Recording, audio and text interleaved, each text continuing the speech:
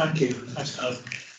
Good afternoon, members, and welcome again to the Planning Committee, who spoke from last week.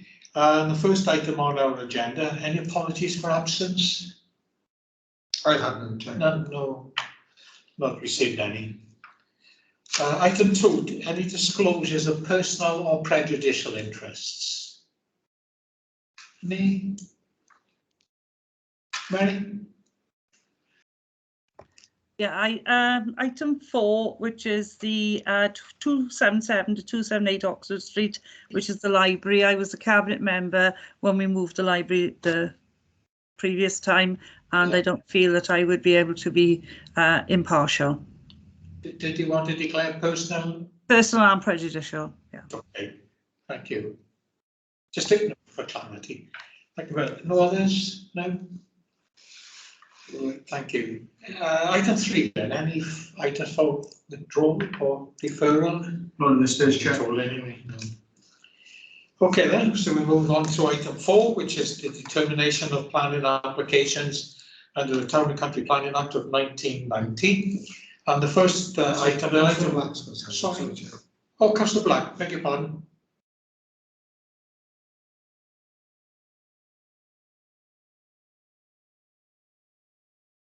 Councillor Black, you're on mute. Yeah, sorry, I must have pressed that by mistake. Sorry. No problem. All right. Yeah. Because Gareth has got his hand up as well. I know. I can't get it down. I can't get mine down either. No. Okay, thank you. So the first item there, then you'll find on page 4 is and Andrew, that's your. It is indeed. Thank you, Chair. Ian's going to run through a presentation for me on this. So just to start off with, you'll see there is one update on the update sheet for a late correspondence from a member of the public. If you can go to the site location plan, please, Ian. Thank you. So this application is being reported to Planning Committee as it's been called in by the local members and a petition signed by 52 residents has been submitted. The proposal is for the construction of 3 detached dwellings and the creation of a new access from Winegron Road, land to the rear of Lone Road. So the site is outlined in red, located on former grazing land, to the rear of properties on Winegron Road, Lone Road and Bryn Road, and includes access improvements as well. As stated in the report, a previous application on the site was refused in May last year under delegated powers for 2 reasons, one being highway safety and the second being the impact on trees on site. If you can go to the next slide, please, Ian. This is an aerial image from Google Maps. So the application site is roughly triangular in shape, but hooks around to connect to Winegron Road. So note the tree cover on site and the southern parcel of land that would be retained beyond the application site. And there's also a row of cottages that are already served by Winegron Road at its end to the west of the site. Just for information, Cladding Upper Forge Scheduled Ancient Monument is located to the northwest of these cottages along the river, but you can't see it on site there. If you can go to the next image, please, Ian. Thank you. This is a 3D image of the site taken from above Lone Road, looking west across the site towards those cottages.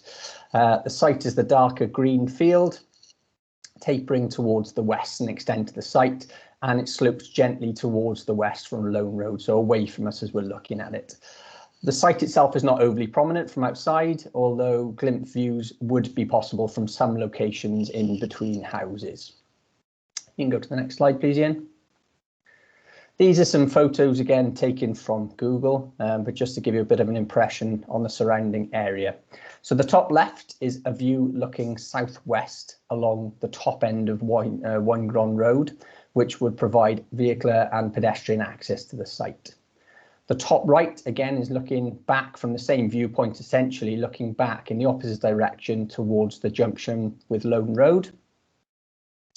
The bottom right-hand corner is the bottom end of Winegron Road, where the pavement stops, and access would be in to the left at the end of the visible section of the road. So I'll show you the layout in a bit more detail, but it's just to give you a bit of an indication of what's going on. The bottom left picture is a view of the access of Winegron Road and Lone Road, which is a local distributed road. Note the yellow lines around the junction for visibility to stop cars parking there. And the middle left is a view north, looking along Lone Road with Winegron Road between the two white houses that you can see on the left-hand side of the screen. If you can go to the next slide, please, Ian. So this is the proposed site layout. The proposed layout shows 3 detached dwellings and a new access and turning area into the site, with a 2-metre wide pavement along the southern side of the road, right from the access into the site. All 3 dwellings would face north and would be located on the southern side of the access road with a turning head provided within the site, and the dark grey areas are the parking areas for each property. So plot 1 is the first dwelling you would come to on the access road, and plot 3 is the furthest one within the site. And I'll show the access improvements in a bit more detail later on. If you can go to the next slide, please, Ian. These are effectively the front and rear elevations of the 3 properties. So the top row includes the front elevation of plot 1 on the left-hand side and the rear on the right-hand side. So this is a 4-bed dwelling. The middle row includes the front elevation of plot 2 on the left-hand side and the rear on the right-hand side, and this dwelling is a 5-bed dwelling. And the bottom row includes the front elevation of plot 3 on the left-hand side and the rear elevation on the right-hand side, and this is a 6-bed dwelling. So we've got information on the materials. The dwellings will be constructed in red brick with blue-black composite tiles. If you can go to the next slide, please, Ian. Thank you. These are the proposed highway improvements. So this is a bit more detail on the local improvements at the entrance to the site and on Winegron Road. So at the bottom of the screen, there's a pavement on the southern side of the access into the site. So this snakes from the houses right to the access, and then you'll note there's a crossing point to the northern side of the road. And then just up from this, there's another crossing point further up the access to a new pavement on Winegron Road. So there's localised widening improvements and a new pavement being provided, as well as the requisite visibility displays for the access. If you can go to the next slide, please, Ian. These are the proposed tree works. So yeah, this is a bit confusing, this slide, but effectively this is to show the protected tree to be removed is indicated in red in the blue hatch section of the access road. So this blue hatch section is a no dig section that's secured by condition 16 as outlined in the report. And you'll notice that 2 trees are to be removed at the access into the site and a small group of trees as well. Other pruning works to protected trees are indicated as well. So in terms of the proposal, objections have been received from local residents about various issues, including access, impact on trees, drainage, ecology, and these concerns are echoed by the Community Council. No objections have been received to date from any statutory consultees following the submission of additional information. And in terms of the principle and design, the site is white land within the urban boundary. The design is the same as the previous scheme. So whilst not necessarily reflective of the local immediate character, it is in keeping with other new dwellings in Cladding, and it's not considered to be prominent from outside the site, as I said, which reduces any visual harm. You'll see there's no real impact on neighbours, given the set-off distances and the relationship to the neighbouring properties. Dŵr Cymru Welsh Water, Cadw, Ecology, the Knotweed Officer, Public Right-of-Way Officer raised no objections subject to conditions, and surface water, SAB approval will be a separate issue for consideration by the SUDS approval body. So as with the previous application, the 2 key issues are the impact on trees and highway safety. Now, following on from amendments to highway safety, you'll see, as we've outlined, that there are local highway improvements. It includes the provision of a pavement within the site connecting to Winegron Road. So this wasn't provided previously. The access has been widened within the site and to the surrounding network, and appropriate visibility displays are provided. So there are no objections from the local highways authority in this regard. Similarly, the current application has been submitted with an arboricultural impact assessment, and the council's arboricultural officer has no objections to the loss of 1 protected oak tree, which is considered to be a C category tree, or the remaining works in terms of their impact. In total, 5 individual trees and 2 groups of trees are to be removed, all of which are category C or U, which are low or poor quality. And one of the conditions in the officer report is for a landscaping scheme to be conditioned, which would allow for mitigation in terms of tree planting. So the previous reasons for refusal have been overcome as far as officers are concerned, and the proposal for 3 dwellings is considered acceptable subject to conditions. So it's recommended for approval subject to conditions. Thank you, Chair. Thank you very much. Thank you, Andrew. And a local member, one of the local members are present on the committee. Did you want to speak first, Councillor Smith? I did. Okay, thank you. Floor is yours, Councillor. Can you hear me? Yes. Right. My main concern is, as the elected county councillor, that these slides were very misleading in the beginning. This is an exceptionally busy area. I don't think any one of those slides showed a moving car. It's a dangerous, at the bottom of Winegron Road. It's unadopted at the moment. It's not adopted. It's a dangerous area because the river also is along there. And I am surprised that it's been ignored that probably 99% of the residents in that area signed a petition to oppose the building of these houses. It's obviously going to go ahead. I'm sad of that. But as long as there is an absolute guarantee that there is only going to be 3 properties there, because this has been a wildlife haven in the centre of Cladding, and you've got to accept it is one of the last remaining green areas in the village. I know there's officers' approval, and I do find it sad that all meaningful petitions are probably, if not ignored, overruled. I only hope that these, as I repeat myself, 3 houses are going to be the maximum that are put on this site, and that highways is put in place before any building starts, because the intrusion of lorries, etc., onto this site is going to be unbearable. Thank you, Chair. Thank you. Thank you very much. Councillor Des Thomas. Thank you, Chair. Yeah, listen to what the local members say, but of course it'll only go ahead if we approve it, and of course subject to appeal. But it's very similar to an application we had in West Cross some months ago, isn't it? 3 dwellings built on backland with access onto an existing road. There's no mention of the width of the access road. From the photographs that you've shown, it shows as if it's 2 vehicle width at the entrance to Winegron Road. I think the road markings indicate there's no actual width of the road, and there is a standard, isn't there, for the 3 dwellings accessing 1 driveway, which is what, 5 meters or so, or perhaps it could, well, I can't. I know you've put up a plan, but I can't quite. 5.5, Councillor. It's 5.5. Thank you very much. That answers my query.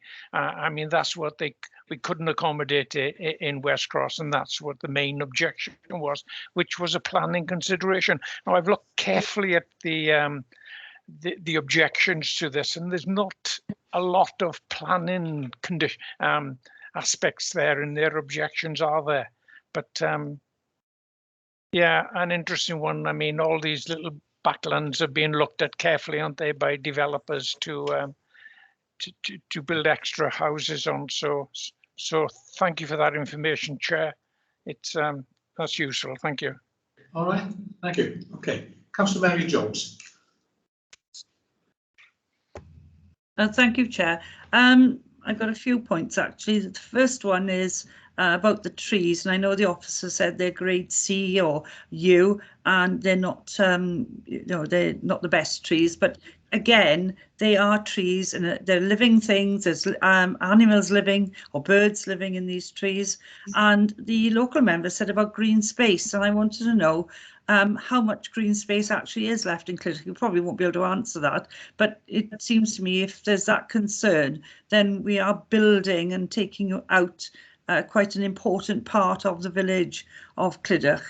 The other one was the car parking. I was trying to have a look about, I think it says something about the garages and they're going to be big enough, and then there's some standing outside, but they look very close together to me. And if they have visitors, you know, where they're going to park. But I wanted to know, especially with a 6-bedroom house, how many car parking spaces are there supposed to be to accommodate a 6-bedroom house and even a 5-bedroom house? It seems very cramped. They seem to be getting enormous houses in a small space, and I am quite concerned about the whole thing. It seems to be, well, I don't know, just very pushed together with no amenity space around it, really. Not a lot then for those, the size of the houses.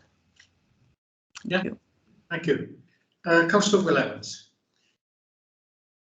Thank you, Chair. Just a few comments. First of all, I understood the officer said it was a white field site and not a greenfield site. So just confirm that. It's white land and not greenfield site. Secondly, I understand what the local member is saying, but I've read the report and in depth actually, and all the objections laid forward by the local residents have been addressed in the report. So their views have not been ignored, they have been addressed and fully explained in the report. Thirdly, the original application was turned down on traffic safety measures. I'd like to hear from the traffic officer to see what improvements have been made. I know it was mentioned at the beginning, but a little bit in more detail. Thank you. All right then. Okay, thank you, will do. Councillor Anderson. Yeah, Councillor Evans just asked my question. I wanted to see what the vehicle distance, you know. Yeah. Thanks anyway. Okay, we'll come back for that then. Okay. Good. Unless anyone else wishes to speak, I know the local member got a hand up again. Do you want to come in there then, Councillor Smith? Thank you. I was just going to answer Councillor Jones's inquiry. There's very little space left in Cladding. They've been absolutely huge houses put on very, very small spaces. It's no good me going into the fact that if it is, as was said, a 6-bedder, there's going to be considerable number of cars there. I can't imagine you want to buy a 6-bedroom house if you've got just a couple and 2 children. That is the danger as well. That's all I got to say. Thank you. Thank you. I've got no other hands up. Andrew, was there anything you wanted to come back with? Thank you, Chair. Yeah, I will just address a few points. Ian, would you just mind putting the site layout plan up, please? Yeah, that's good. And then I'll go through some of the issues raised and then pass over to Matt to respond to any of the highway objections. Thank you. Well, let's start with parking. As I said, you can see there in terms of the grey areas of the parking for the properties. The parking standards for a 3-bed, 4-bed, 5-bed and a 6-bed are all the same. We've got maximum parking standards which require the provision of 3 spaces. So there's sufficient provision within all the properties for parking within the site. What you'll also note is obviously the access road in is 5.5 metres wide, which is a very wide access road with development only on one side. So there's sufficient space to park on that access as well without impacting on highway safety. Notwithstanding, there is sufficient parking within the site. In terms of the issues raised by Councillor Smith, the previous application obviously was refused. Residents were concerned and the previous application was refused. Now, the applicant has considered the proposals and sought to overcome those. I can't give an absolute guarantee that there'd be only 3 sites, 3 dwellings on this site. But what I could say is, as I said, all I can say is as part of this application, that's what's proposed. Now, you look at the site layout, you've seen that there are a lot of trees on the site, so there are other constraints. And the only real area of any note is to the northeast of the turning head, which is open at the moment, but that is proposed for landscaping to mitigate for the loss of the trees being removed. This isn't identified, as I said, it's within the urban boundary, but it is greenfield land. So it's not previously developed, but it has been used for grazing rather than as public amenity space. As I said, so we've looked at the width of the access road. The trees have been categorised by the applicant and considered by the council's tree officer. And as I said, we would look for mitigation in terms of as part of any landscaping scheme. I think those are everything that I've got at the moment, but I'll pass on to Matt in case he wants to talk about the highway improvements in terms of what's proposed. Great, thanks, Andrew. See, this application's been around in various different guises for a number of years. I think originally they were proposing to go through onto Lone Road, and that access proposed was far too narrow. You couldn't get the required visibility, and this application has been through several iterations, mainly focused around where the new spur joins Warngron Road and achieving required minimum visibility distances, and also providing for vehicle swept path. So we've been through 3, perhaps 4 iterations of this, and we've arrived at a point where the applicant has demonstrated that he can achieve the required visibility as you're coming out of the junction. And he can also provide swept path analysis that shows that refuse vehicles can get in, turn around and get out, and 2-way swept paths to show that, I don't know, everyday use. So say a standard car and a Luton type Tesco van can pass, get in, pass and get out 2-way. So as such, we had no real reason to object to the application. Okay, thank you very much. Well, I've got 2 more hands up now. Councillor Thomas, then Councillor Anderson. So, sorry, Chair. I just wonder who's going to be responsible for the maintenance of the amenity space that isn't within the curtilages of the properties. Oh, come back to that now. Councillor Anderson. Yes, certainly. Can I ask? There's a river running alongside Warngron Road, I think it is. Is there, because of climate change, is there any worries of flooding or anything?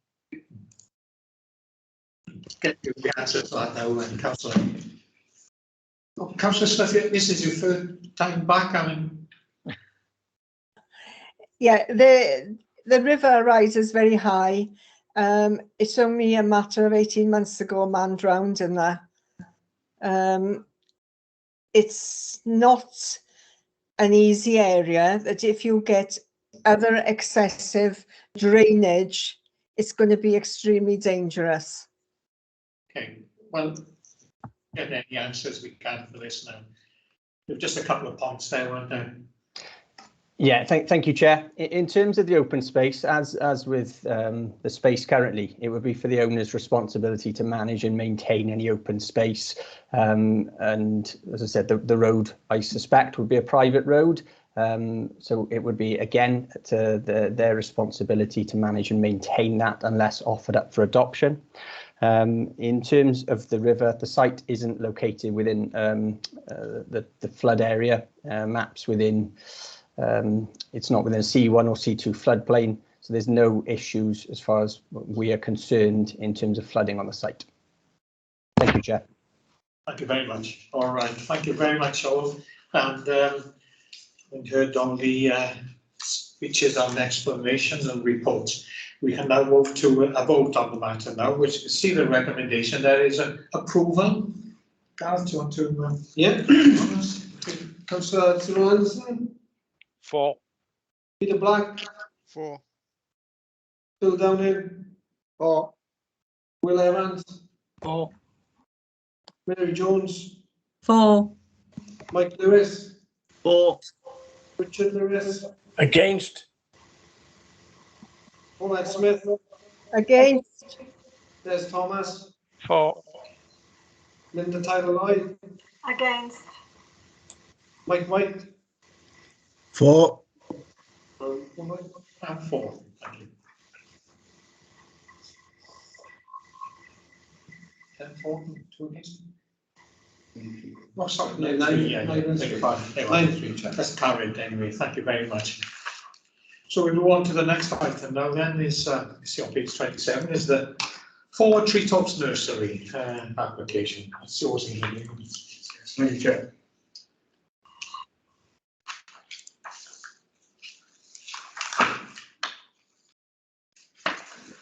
Planning permission is sought to change the use of the building at the former Treetops Nursery site from a nursery to a dwelling house. In addition to the change of use, there are a number of external alterations and extensions to the property. The application is being reported to committee as the recommendation is for approval, but the development does constitute a departure from the LDP. Members will note from the report that in 2020 an application was refused for a change of use on this site as unjustified development in the open countryside, and also that it was a conversion of a traditional rural building and failed to comply with the policy requirements. The site is sited south of Klein Common on the B4436 between Wales and Merton. As indicated, it's identified as countryside in the LDP and is sited between Campion Gardens Retirement Village to the east and the residential property to the west. As members will note from the site plan there, the property is set in substantial grounds. You can see the property here, which they propose to convert into a dwelling house, with a large outbuilding which currently exists in the garden. And either side, you can see to the left the residential property and to the right Campion Gardens. The property appears to have been constructed as a dwelling in the late 19th century and subsequently used as a children's home, a school, and most recently as an indoor children's play area.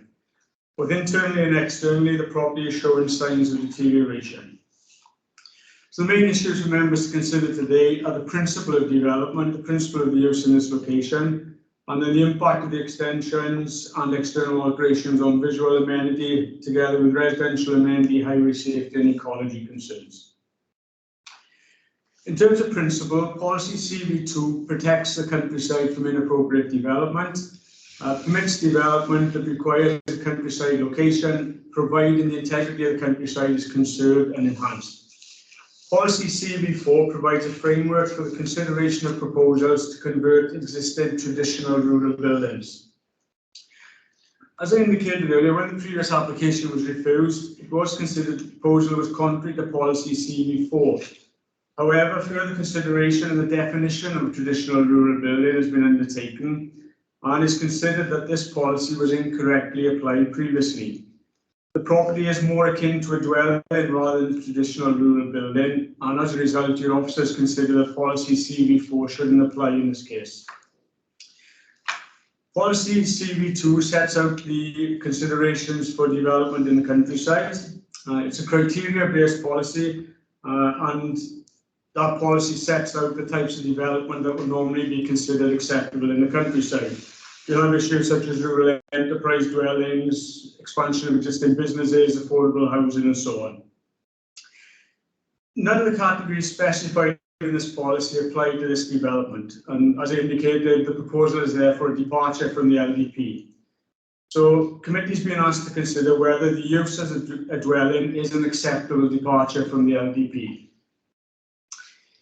The site is previously developed land, and the proposal seeks to reuse an existing building which is between existing built form in the form of the care home and the dwelling. It would not therefore fundamentally change the built form of the area. Planning Policy Wales, whilst recognising not all previously developed land is suitable for development, does give preference to use of previously developed land over greenfield sites. Whilst relatively isolated, the site is well served by bus stops which provide access to local services and the wider area. In an attempt to overcome the reasons for refusal, the applicant has submitted supporting information for this scheme.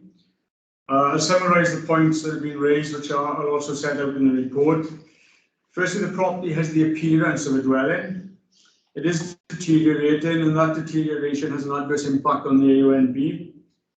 The property was sold at auction, which provided an opportunity for other users to consider the use of the property. But as I understand it, there was only one other bid for the property, and that was also with a view to a residential use taking place on the site.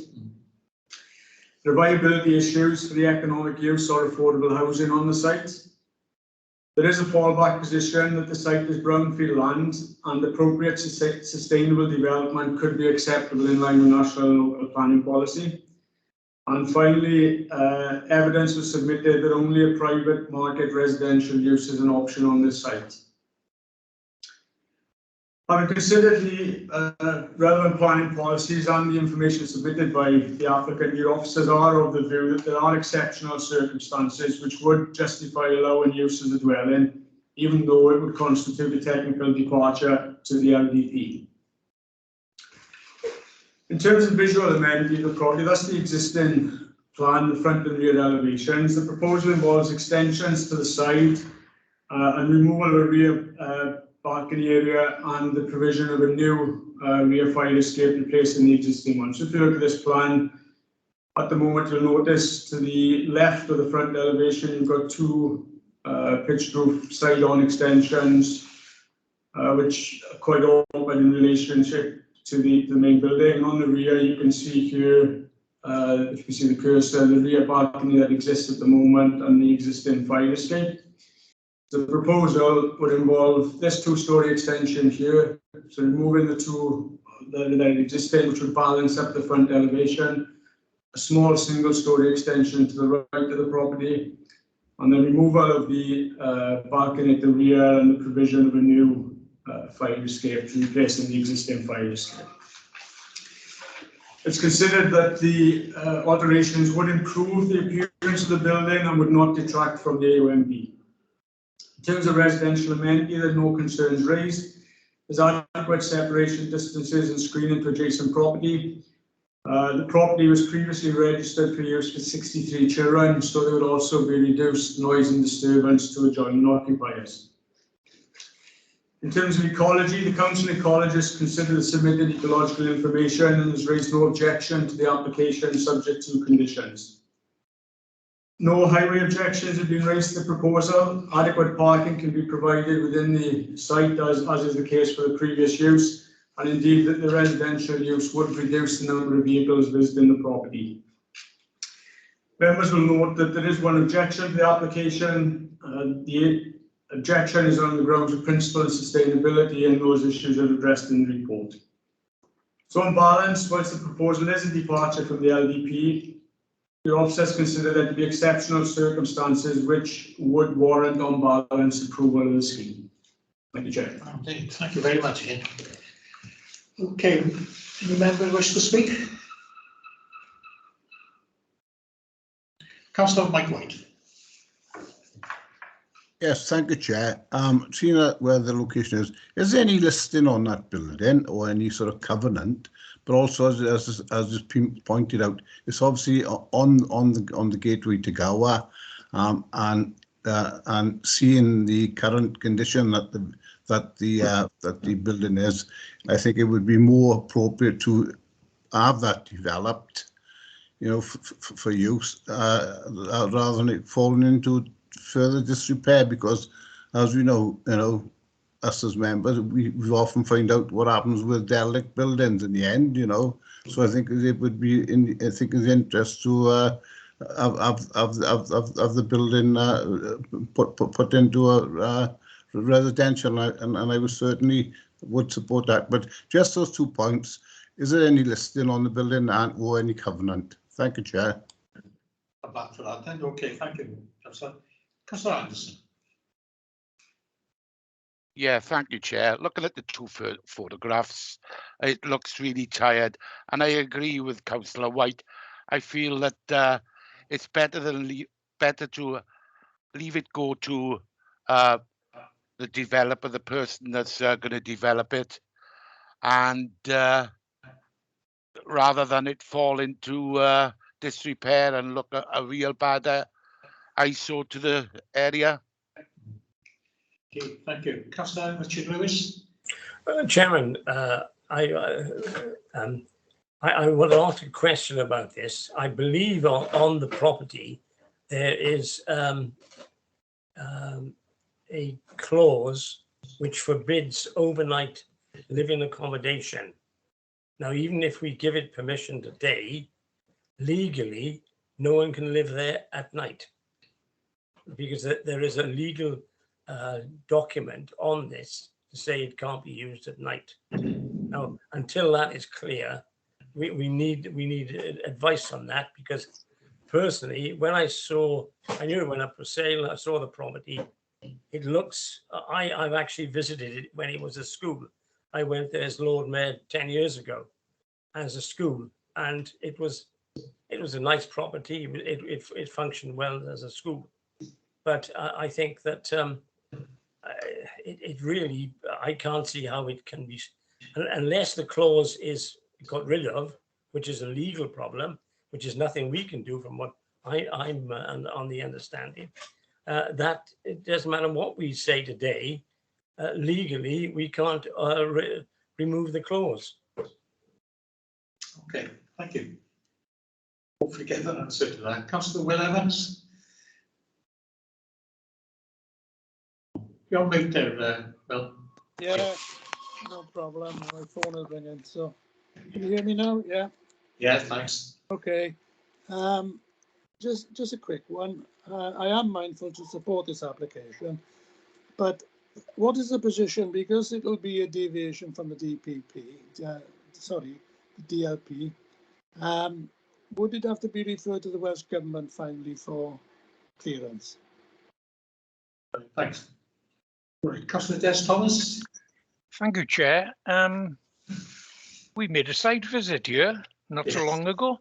Yeah. To Yes. To an extension to the play, to the the day nursery. If you remember, we went into the flat in Campion Gardens, which overlooks, because the residents there were objecting. And if I remember rightly, the people who were running the nursery were actually living on site. And of course, previous to that, it appears this was a residential property. So I don't see how we can consider this refusal on this one at all. It's just reverting back to what it was previously. I mean, it's quite going to be a large property, isn't it? 10-bedroom property. I don't know. Perhaps we'll have another application before us before long for another change of use into some kind of I don't know. 10 bedrooms is a lot for just single family residential purposes, but I don't see how we can got any grounds for refusal of this whatsoever. Thank you, Chair. All right, thank you. Yeah. Councillor Michael Lewis. Sorry, Chair. Councillor Des Thomas just covered every point that I was going to make. It was originally built as a home, and change of use made it a school and all the other commercial things over the years. But it is, looking at it, it is a house, and I have no objection to this particular proposal. Thank you, Chair. All right. Great minds think alike. Jonathan, you got your hand up there on the legal side. Thank you, Chair. Yeah, just to confirm, I haven't obviously seen the title documents to this property, but any covenant, if it does exist, that would be outside the planning process. So if this covenant does exist, that would be for the owner to overcome it with the person who's got the benefit of that covenant. So that isn't really a matter for members to consider today. So I just want to confirm that point. Thank you, Chair. Exactly. Thank you, Jonathan. Councillor Lewis, did you want to come back in? Yes, I do, Chairman, because I know, I am aware that there is a covenant on this property, just so that people, even if it was, if we gave permission, no one can live there overnight. Now, until that condition, we can't remove that condition. The condition there is between the buyer who originally bought it and the chap who holds the covenant. That is a private matter between them. Yeah, not a planning consideration. Well, it may not be a planning consideration, but it's a legal consideration. I actually think, I thought when I saw builders on site there, I thought, oh, good Lord, they're going to knock it down, put houses there, plural. I didn't know how many, because further down the road, they just built new houses. So it's not outside the area. And obviously, I would say it's a brownfield site, because it was a school, etc., etc. And I just think that I think living accommodation there would be there. But whether it's for the 10 bedrooms, I saw on the map the circular ladder going up to the top there. I don't think that this is the right plan. I support it being knocked down. I think it'd be far better to knock it down. But I would support the application. But that's my only consideration, is that we're going to get into problems. That, as we advised about, that's not a planning consideration, is it? Councillor Linda Tyler-Lloyd. Yes, I think it's been marvellous to see this, this property improved and rebuilt. I definitely will vote for this application. I think that it's sad to see things falling into disrepair, like when we went down to, where did we go down to?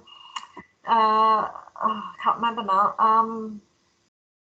Eastmore, was it? No, when we went down to the Gower, when we saw that, and never mind, anyway, I don't know what's happening there with that property that we saw on the corner down in Gower, but I think it's lovely to see something being redone and rebuilt, and I hope it's going to be super. I hope it's going to be extravagantly built, perhaps like the one on the Mumbles Road. I'm all for things that are really, really bringing Swansea up in the line of attraction, instead of just dampening everything down. So yeah, I think this is a wonderful idea. Thank you. Very much. And so you can see the recommendation. Just to come in, I think there was a question: is it a listed building? The answer is no. It's not a listed building. And on the informatives to the application, informative 2 advises that the planning consent is without prejudice to any other consents or easements. So if there is a covenant, then the applicant will have to obtain whatever necessary consent there is to remove that covenant. Yes. Yes, sorry, I forgot about that. Okay, then you see the recommendation is again of approval. So we will take a vote now then. Cyril Anderson, 4. Peter Black, 4. Phil Downing, 4. Will Evans, 4. Mary Jones, 4. Mike Lewis, 4. Richard Lewis, 4. Paulette Smith, 4. Des Thomas, 4. Linda Tyler-Lloyd, 4. Mike White, 4. and Paul Lund. Yeah, 4. That's unanimous. That's carried again. Thank you very much. Right, thank you. And then item 3 then is find on page 52 is Princess Way, 18 to 20 Princess Way. Liam, I suppose, isn't it? Thank you, Chair. Yes, I'll introduce this item. This application relates to a building that sits along a key corner of Princess Way and St Mary Street in the city centre. The application proposes redevelopment and refurbishment of the existing 1950s office building, which is known as the Smith Llewellyn building, in order to bring it back into beneficial use. So you can see the site edged red there. It's on Princess Way. It's opposite the Cross Keys pub, with St Mary Street then connecting back to Wine Street, opposite obviously St Mary's Church. So as part of the redevelopment, the scheme proposes bringing a high quality flexible commercial office space in the upper floors of the building, whilst there would be 4 ground floor retail or A3 commercial units. So it's on the edge of the Wine Street Conservation Area, so it's the north aspect of the application site boundary. So part of it sort of crosses into the conservation area. If we move on to the next slide, it just shows, so there's the context, Princess Way, you've got Castle Gardens to the north, so we're right in the city centre here. Next slide, I'll just take you through the existing building so you can see the context. So that's the view of Princess Way. So you've got a tired looking building essentially. So you've got the Cross Keys pub there to the left as you look along Princess Way. And then St Mary Street then, so these are the views along St Mary Street, previously occupied by a restaurant on the ground floor. You can see there the signage on that Google image. And the next slide as well, just shows the context then looking back up St Mary Street to Princess Way. So the building there on the left is the one that is part of this application. So the next slide shows the visualization of the building proposed in this context. Helps really show that it's a statement building, the statement it would make on the corner there with large expanses of glazing, bringing in an active frontage at ground floor level. So you've got the Cross Key pubs directly opposite. That's a Grade 2 listed building. You've got St Mary Street opposite and the former county courts as well. They're all listed buildings near to the site. So it will provide for a dramatic reinforcement of that heritage, given that this new architecture will sit alongside the old architecture. The roof of the building, you can see it there. It will incorporate glazed meeting pods along with some green infrastructure in the form of like a roof garden. So occupiers of the office will have the opportunity to utilise that roof garden. As I mentioned, glazing is the main external material on the building. Precise details of the elevation materials we would reserve via planning conditions. So you're looking at details of entrance doors, cladding, the roof terrace, as we would normally on the development of this type. So just going through the slides, I put in the existing and proposed elevations, but they don't really help us. I mean, the visualization gives more the sort of the form of how it would look. So you've got the existing at the top there. The building to the left hand side is the Cross Keys pub, existing building in the centre, and then the context then below on Princess Way, with St Mary's Street then sort of in between. So it sort of wraps around that approach. So if we go through the next slides then, so you've got the other context there, St Mary Street. So you can see there's an existing gap at the top of the plan there. So that gap would be closed. So you couldn't quite make it out in one of those Google images, but it's become sort of a parking area. It's looking a bit drab and unsightly in terms of its character. It doesn't really help the conservation area. So this building will reinforce that street scene and provide that active frontage at sort of ground floor level, which is positive. We go through the next slides then.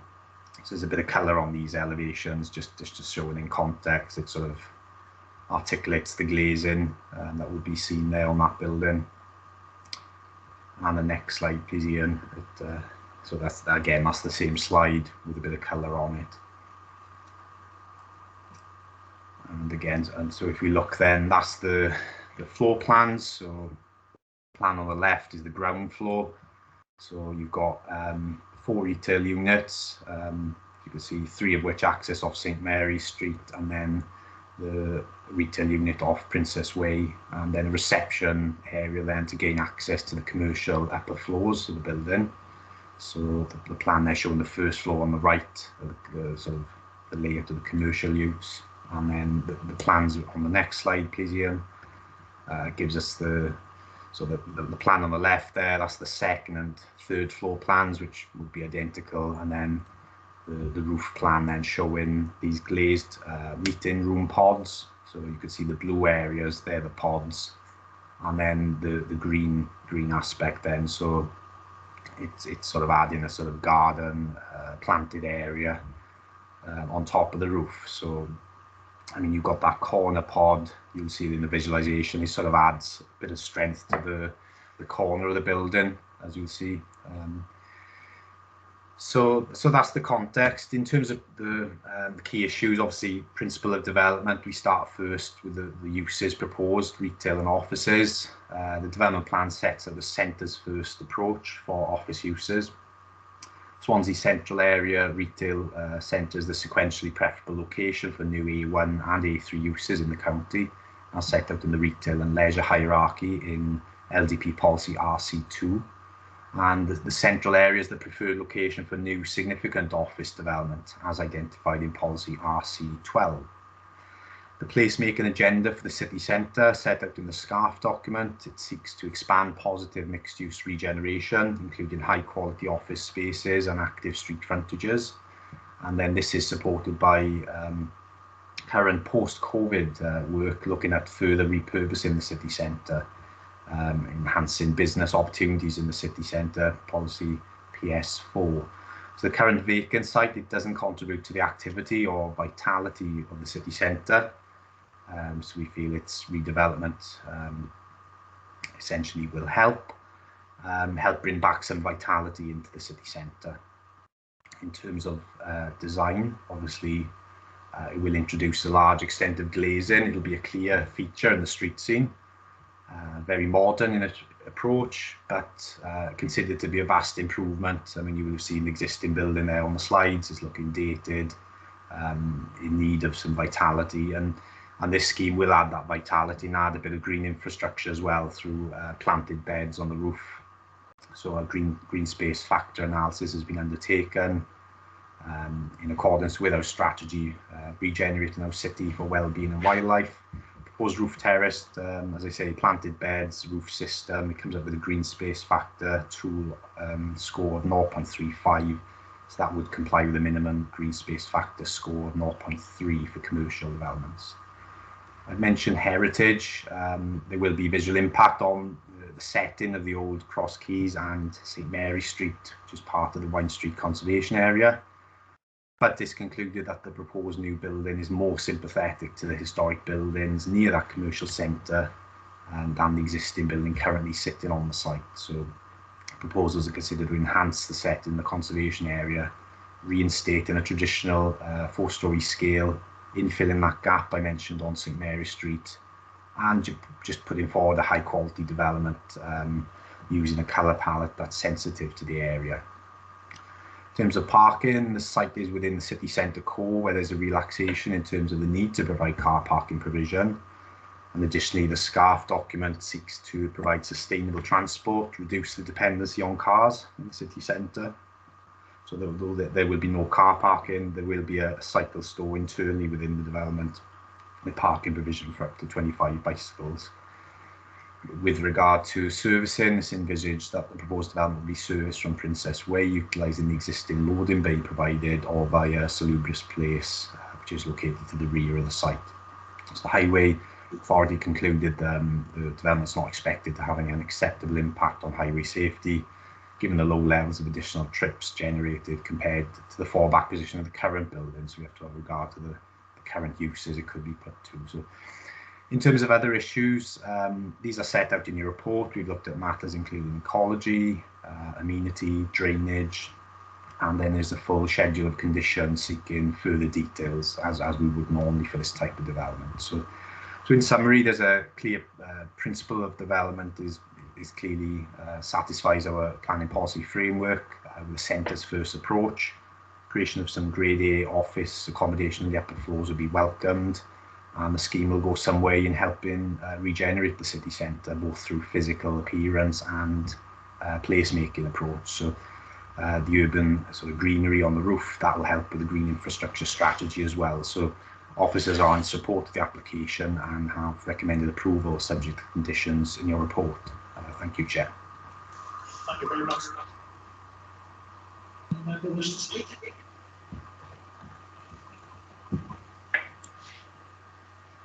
Councillor Mike Watt. Yes, thank you, Chair. Just for highways, really, and highway safety, because there's going to be retail or perhaps shops or perhaps at a later stage, perhaps it might be used for cafe or things like that.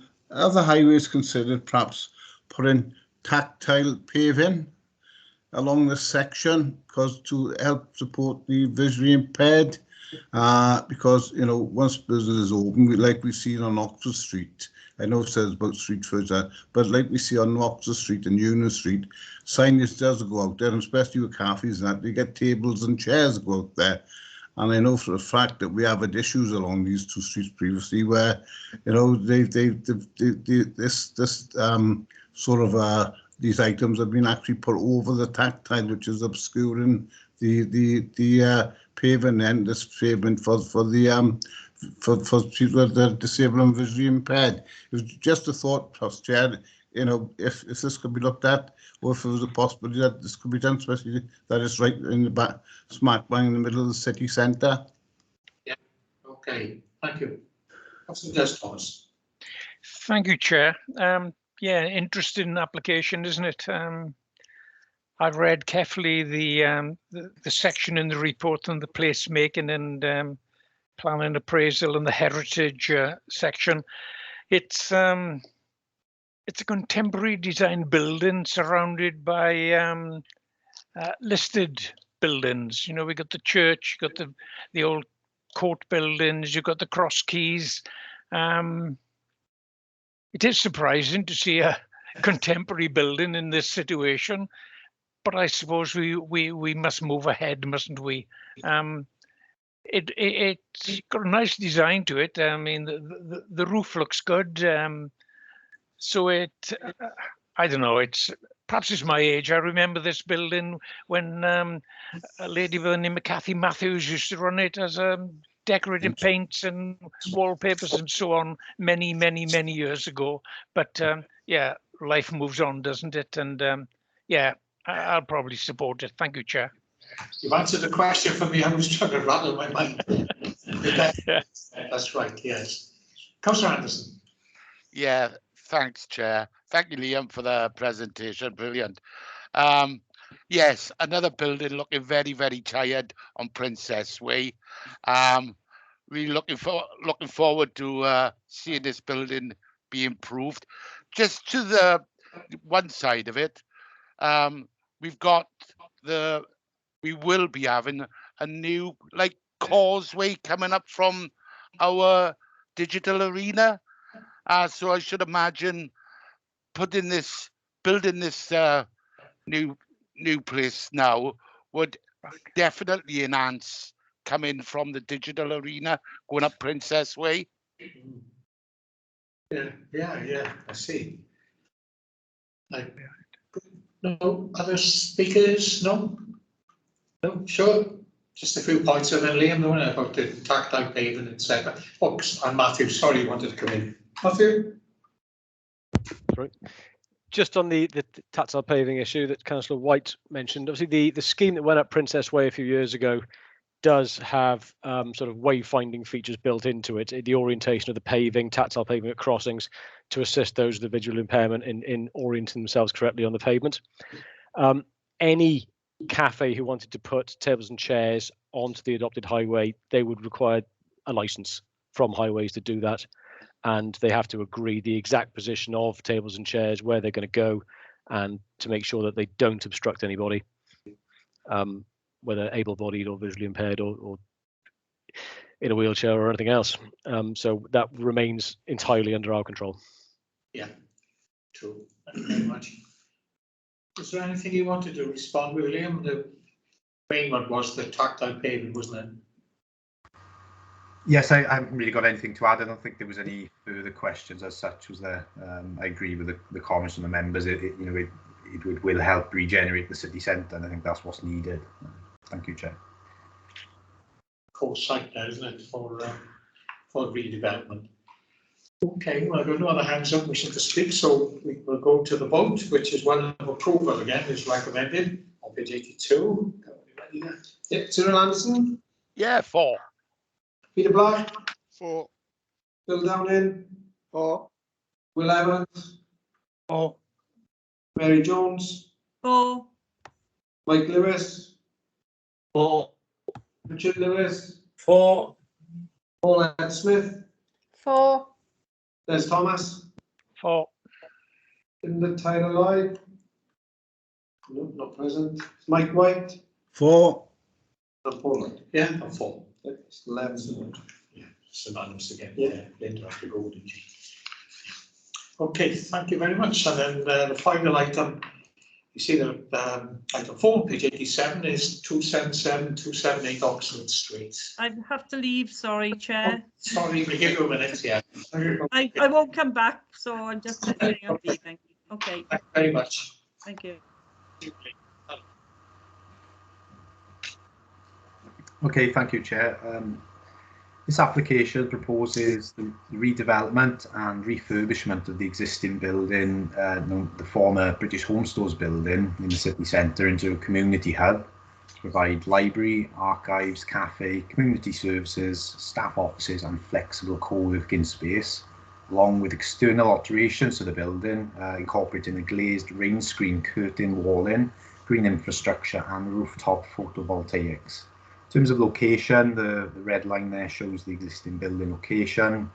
Occupies a prominent corner location there on Oxford Street and Princess Way, directly opposite Castle Gardens. So the building itself is tired. Again, a city centre building, it's in need of some form of visual improvement. Obviously, it fronts on to Oxford Street, which is the prime retail frontage, and then the area outside plays somewhat of an active public open space role, various street markets, for example, throughout the Christmas period and other events. So if we go on to the next slide, so as you can see, there's the site in context. Let me go on to the next slide then, thanks Ian. Just a couple of images taken by the case officer to show the building in the street. On the next slide there, just sort of the corner aspect of the building, and then the next slide is the applicant's photo then of the context of the building, and so we've got the Princess Way elevation at the top, and then the Oxford Street elevation at the bottom. So the proposal, the overarching aim of the development is to create an innovative, flexible, sustainable community hub in the city centre. Achieve access to all and provide a range of services in a welcoming environment where people can meet and participate in social activities, learning and support groups. So encourages a coordinated approach in supporting the community.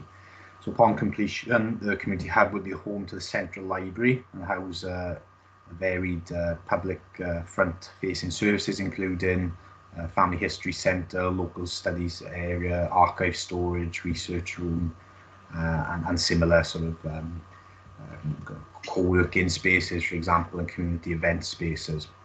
In terms of the elevation treatment, there's 3 principal elevations. The main 2 primary public facades being the Princess Way and Oxford Street elevation. The scheme proposes the ground floor glazing will be maximised to provide a vibrant, active street frontage and allow visibility of the activity within.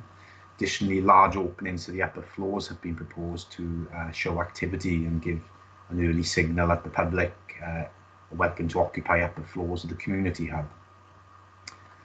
So that you can see the elevations there. They don't really do the scheme justice. I mean, we'll have a look at the visualizations shortly, but those are the 2D elevations, obviously showing the change to the facade. So you can see the back of the building there. Not much to show on that slide.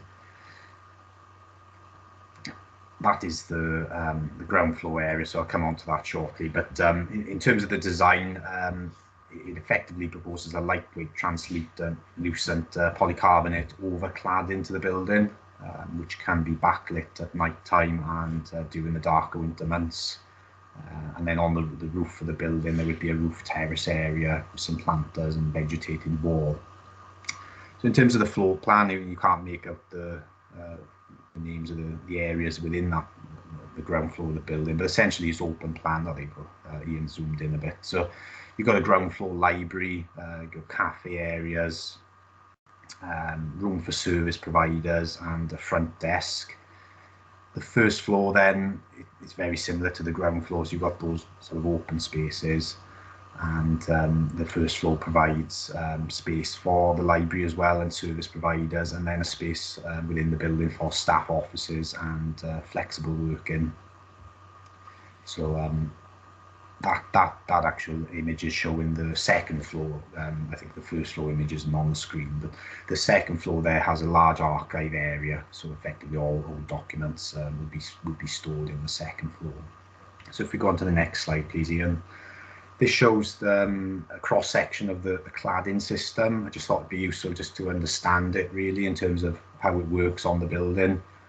Because we asked the applicant for it and they provided supplementary information during the application. So it shows a cross section. So at the ground floor, you've got a curtain wall glazing system provided. So you can see the image of the man there. So you've got the glazing is effectively there to the right hand side of the man. And you've got then a cladded area then on the upper floors effectively of the building. So sticking out to the building. It's a lightweight, translucent, white polycarbonate ring screen. So it projects about 800 millimeters from the existing brick facade, and then panels are supported by vertical rails. So if we go on to the next slide, so that you can see how the building would look in its context. So you've got the windows there, the sort of picture frame the windows, and then you'd be able to lightly see through that glazing, the cladding system. So in terms of the main considerations, I'll come on to shortly. We'll go through the next couple of slides just to show you the scheme in its context. So you've got the Oxford Street elevation there. So as I was saying, about a lot of glazing on the ground floor, just really opening that area up, particularly if you're going to have a library service in there. So it's promoting footfall to the city centre. And then the next slide, again, another context elevation there. So you can just make out the windows. If you look into the sort of the blank facade area, you can sort of see to the right hand side. You can just about make out the windows. So obviously the detail is critical on a scheme like this, and it would be something that officers would be working hard through planning conditions to understand the actual product that's going to be used on it, because we have had plenty of examples given in the supporting information of how this would work, and officers are satisfied that the principle of this is acceptable in terms of the visuals. So coming back to the principle of development, as set out in your report, it lies within the central area. The LDP sets up regeneration of the central area as a corporate priority for the council. Policy RC1 seeks to create a vibrant, distinctive central area that capitalises on its unique assets, become a destination of regional and national significance. So it refers to the delivery of regeneration, revitalisation of the retail centre, increased office spaces, city living, education, and really that wider choice for visitors. So regard must be given to proposals when they're proposing to move away from retail use in terms of whether or not they fit with the strategy of bringing forward that revitalisation of the area and really attracting footfall. So clearly this application is proposing a mix of uses. It's combining a contact centre, a library, a cafe use, along with office space above.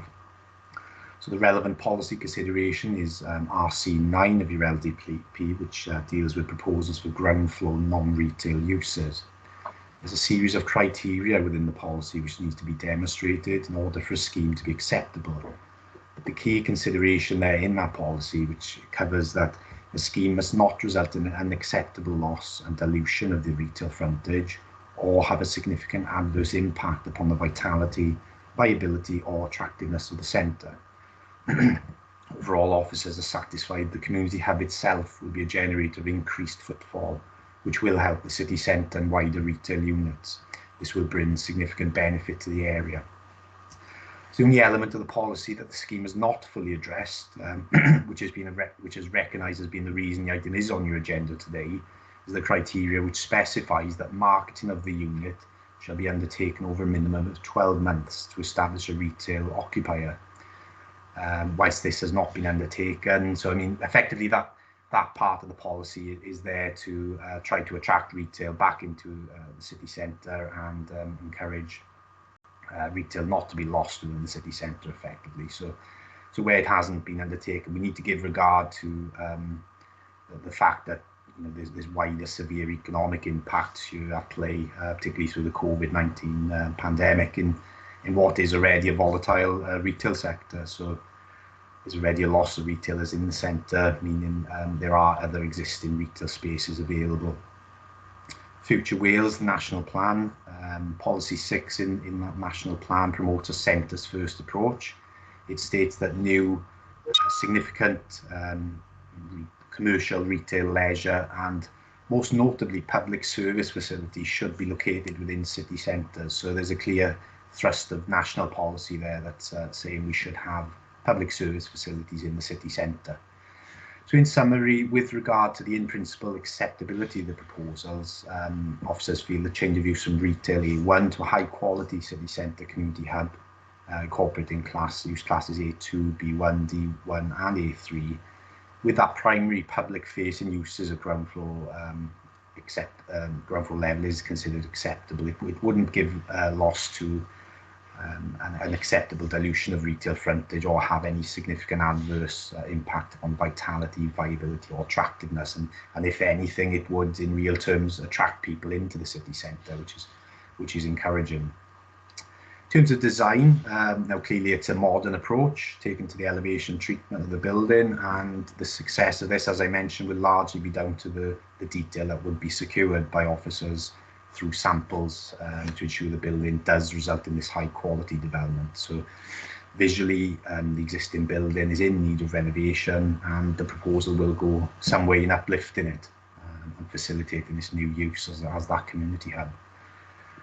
Green infrastructure, the scheme seeks to contribute to the aspirations to green the city with the inclusion of a roof level garden terrace. I think there might be another slide, Ian, if you're able to go through. That's the lighting I mentioned earlier. That the lighting can sit behind this cladding system, so it will have a nice effect. And if you go through to the next slide, please, Ian. Yes, this is the roof garden that we're talking about. It will provide some biodiversity value and visual interest. It's been noted in the report that we have explored green infrastructure across the rest of the building, but essentially internal storage conditions to have that archive at the second floor of the building creates issues then for having any sort of biodiverse planting above it. So nevertheless, it's 167 metres squared of green roof and 50 metres squared of green wall are proposed at first floor level, which is acceptable in the round, weighing in all the material planning benefits from this scheme. In terms of highways and heritage matters, clearly, we're in the city centre. We're not encouraging parking, and policies don't require parking in these locations. Secure staff bicycle parking can be provided at basement level, whilst there's an opportunity for additional cycle parking at street level within the public realm. In terms of heritage, where with some distance across the way from the Wine Street Conservation Area and Swansea Castle, it's such that the proposal won't give rise to any adverse impacts. So in summary, the scheme fits with the regeneration aspirations of Swansea Council. The central area needs to get the right vibrant mix and balance of different uses, whether that's leisure, culture, retail, offices, and residential, to drive forward the regeneration. Proposal is supported by national and local planning policies and has the potential to stimulate growth in the city centre. So subject to conditions, officers recommend it for approval. Thank you, Chair. Thank you very much, Liam. Excellent presentation. I've got one hand up already. Councillor Des Thomas. Thank you, Chair. Thank you, Liam. For the presentation. Interesting, isn't it? Another piece in the jigsaw of the city centre. Interesting choice of cladding. Polycarbonate is not the strongest of materials, but it is translucent. Of course, you will see the light through it. I'm interested in the design of the corner of Oxford Street and Princess Way. If we can have the visual up again, I think it was one of the last ones. It showed it clearly there. It's it's quite sharp, quite square, isn't it? Yeah, that's it. It's a wouldn't it have been better if they'd put a flat on that as it was previously? Just a question, Chair, and an observation as we go along. Thank you. You're saying would it be rounded as such? Yeah. Well, or a flat, you know. Yeah. as it was previously. Yeah. Okay, well, perhaps we can get an answer to that in a minute. Yeah. Oh, can we be told who the architects were as well, please? Right, okay. I can't see any other hands up. No? No, perhaps we can get an answer to that then, is it?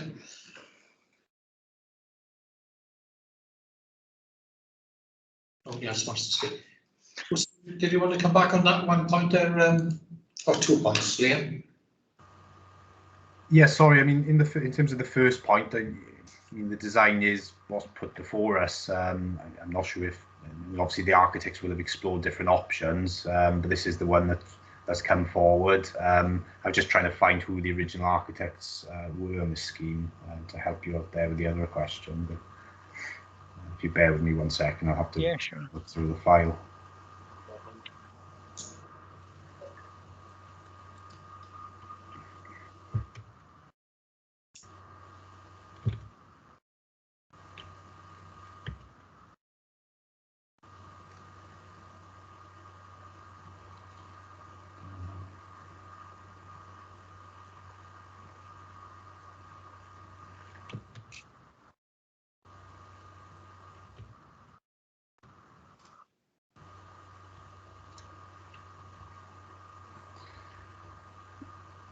Austin Smith Lord are the architects. Okay, thank you. Have we got a plan showing the opposite corner? I think it's the McDonald's building. The plan of the two, this one, the proposed, and the existing McDonald's with the entrance to Oxford Street, and how they compare. Okay, so looking for a photo or a plan, like a plan would do. Yeah.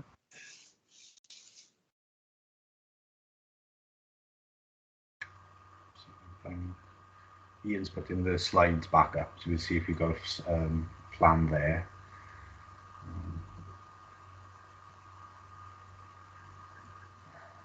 I mean, that shows how it was, how it existed then, doesn't it? See, the corner has been removed, and it smooths the entrance into Oxford Street. And I think McDonald's is similar, the opposite corner. Yeah, it is. I've just managed to find the block plan, which I'll see if I can display on my screen now.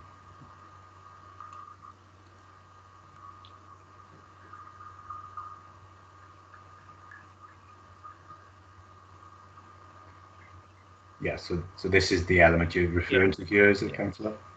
Yes. Yeah, you can see opposite, so it's got a squared approach, albeit this is chamfered, as you say. Yeah. I think it's just down to the design, isn't it? And that's what's put forward for us to consider. Okay.